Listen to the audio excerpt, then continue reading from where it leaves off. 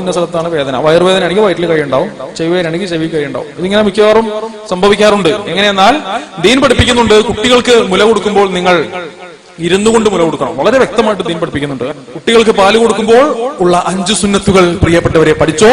1, ഇരുന്നു കൊണ്ടാവൽ, വലതു നിന്ന് ആരംഭിക്കൽ, ബിസ്മി ചൊല്ലൽ, വുളു ഉണ്ടായിരിക്കൽ, ഖിബലക്ക് തിരിഞ്ഞിരിക്കൽ. ഒരു കൊച്ചിന് മുല കൊടുക്കുമ്പോൾ 5 സുന്നത്ത് കിട്ടി. ഒരു മുഅ്മിനായ മനുഷ്യൻ ഒരു ഗ്ലാസ് വെള്ളം കുടിക്കുമ്പോൾ അവൻ അപ്പം കിട്ടിയില്ലേ കുറെ സുന്നത്തുകൾ?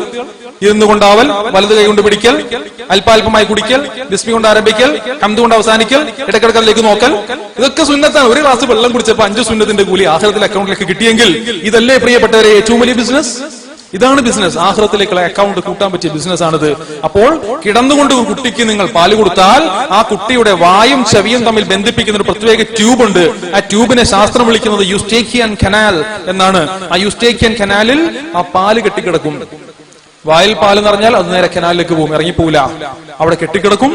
2 ദിവസം ആ പാൽ അവിടെ കെട്ടിക്കിടന്നാൽ, സാധാരണ പശുപാലെടുത്ത് മേശപ്പുറത്ത് വെച്ചിട്ട് 2 ദിവസം കഴിഞ്ഞ് നോക്കിയാൽ എന്തായിരിക്കും അവസ്ഥ?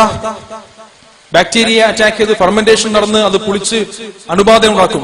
ഇത് ചെവിയുടെ വായുമായി ബന്ധിപ്പിക്കുന്ന ആ കനാലിൽ ഇത് കെട്ടിക്കിടന്നാൽ അണുബാധ ഉണ്ടാകും.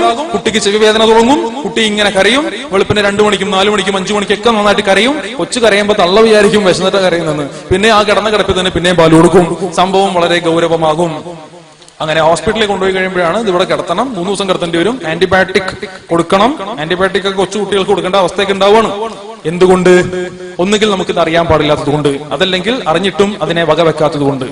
വിശുദ്ധ ദീനുൽ ഇസ്ലാം വിഭാവനം ചെയ്യുന്ന ഈ മസ്അലകൾ മനസ്സിലാക്കിക്കൊണ്ടുള്ള ജീവിതം കൊണ്ട് പ്രിയപ്പെട്ട സഹോദരി ഒരു തരത്തിലും ബുദ്ധിമുട്ടുണ്ടാവില്ല, നേട്ടങ്ങൾ മാത്രമേ ഉണ്ടാവുള്ളൂ.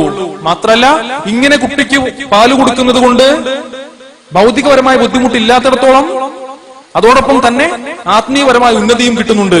മഹാനായ അബൂ ഹനീഫ റഹ്മത്തുള്ളാഹി അലൈഹി തങ്ങൾ, ഹനീഫ ഇമാം പറയുന്നു, എന്റെ മാതാവ് എനിക്ക് എപ്പോഴൊക്കെ പാല് തന്നിട്ടുണ്ടോ അപ്പോഴൊക്കെ അവർക്ക് വുളു ഉണ്ടായിരുന്നു.